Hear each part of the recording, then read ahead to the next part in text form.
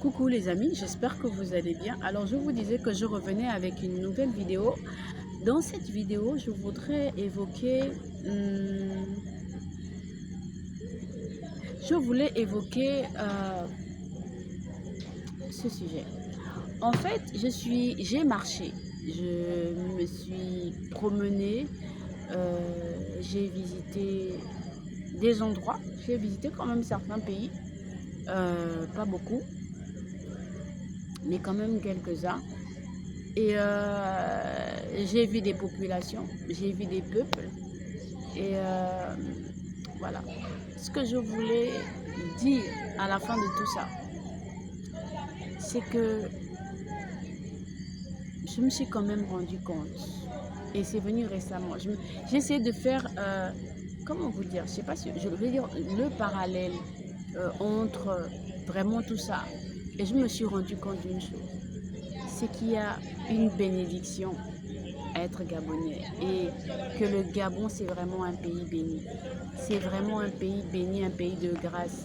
Et si vraiment il m'était donné, et je remercie le Seigneur de m'avoir envoyé ici, et s'il avait été donné, s'il avait été possible de revenir, de partir et de revenir, franchement, ça ne me dérangerait pas de revenir gabonaise. Mais le Gabon tel que déjà, je l'ai connu dans mon enfance, à quelques exceptions près. Le Gabon que j'ai connu adolescente, à quelques exceptions près. Et le Gabon que je connais adulte, à quelques exceptions près. Pourquoi? Pour dire que on ne se rend pas compte, mais nous avons des grâces particulières, sincèrement. Et même les personnes que nous voyons, que nous critiquons souvent sur les réseaux sociaux, en fait, les situations que nous critiquons qui ne nous vont pas. Je pense que la situation, c'est justement parce que, comme je le disais déjà dans une vidéo, on s'attaque d'homme à homme en fait. On regarde les hommes devant nous et on les attaque. Alors qu'en réalité, ce qui devrait se passer, c'est pas d'attaquer les hommes, les êtres humains, mais c'est plutôt, comment dire ça, de s'adresser à celui qui a créé les hommes. Vous voyez, j'aime souvent, quand je m'adresse à mes enfants pour leur expliquer pourquoi il faut savoir pardonner, je leur dis souvent, je leur donne souvent l'exemple de Karaba la sorcière, pour ceux qui ont suivi Kirikou. Hein. Sinon, vous tapez sur YouTube Kirikou, vous aurez tout ça. Et donc, Kirikou, c'était un petit garçon, c'était un bébé même, qui avait tout le comportement d'un adulte. Et dans son village, il y avait une sorcière. Mais alors là, d'une méchanceté, vous ne pouvez pas imaginer. Or, il s'est trouvé qu'un jour, Kirikou a eu une révélation. Et dans cette révélation, on lui disait que Karaba avait une épine dans le dos et qu'il fallait enlever cette épine. Alors, il a usé de tous les subterfuges pour être capable de finalement aller enlever l'épine qui était dans le dos de Karaba la sorcière. Et il a réussi. Et lorsqu'il a réussi à retirer l'épine, on s'est rendu compte que Karaba a été complètement transformée. Elle est devenue une femme de bien qui voulait faire du bien à tout le monde. Et ça a prouvé une chose. Vous voyez, souvent quand vous voyez les gens être méchants, quand vous voyez les gens faire du mal, quand vous voyez les gens être mauvais, c'est parce qu'en réalité, il y a des épines. J'ai souvent été, plus que les dirigeants, j'ai souvent été plus ou moins assez virulente contre leur entourage. Que ce soit les conseillers, que ce soit, comment dire ça, que ce soit les conseillers, que ce soit comment vous dire, les autres collaborateurs. Je me suis toujours demandé, puisque j'ai fait partie, j'ai vu ça, j'ai assisté à ça déjà, et j'ai vécu ça. Et je me suis dit, pourquoi est-ce qu'ils sont toujours entourés souvent des personnes méchantes qui leur donnent des conseils, mais vraiment. Et puis je me suis rendu compte que c'est tout simplement parce que ces personnes-là ont été exposées à la méchanceté à un moment donné. C'est le problème que nous avons.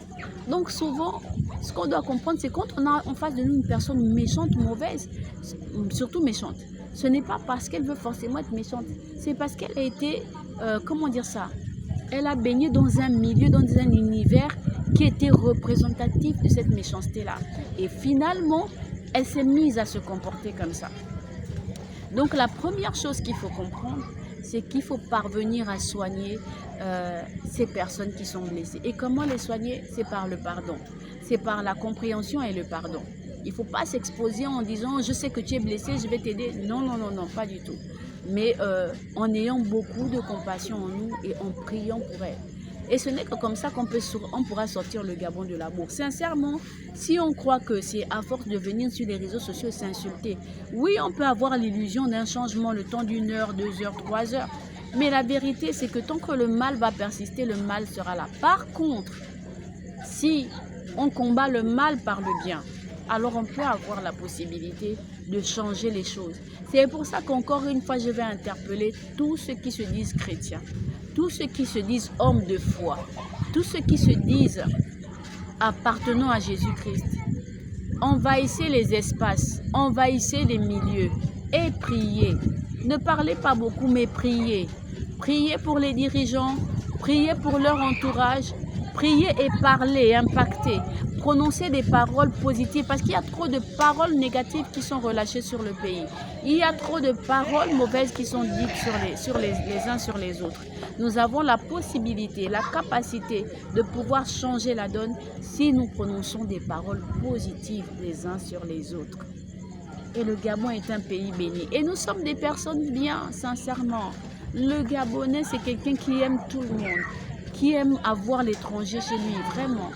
Même dans ses paroles méchantes, il y a un moment, la raison va venir et il va se mettre à dire du bien. Vraiment, si on vous a... Et ça, je vais vous le répéter, vous le répéter, vous le répéter. Et parce que je refuse de croire que le mal peut venir complètement nous envahir et nous inonder. Non, et que nous allons rester sans rien faire.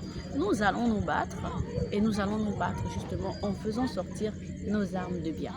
Voilà, c'est ce que je voulais dire pour cette vidéo. Je vous dis à très vite pour une nouvelle vidéo.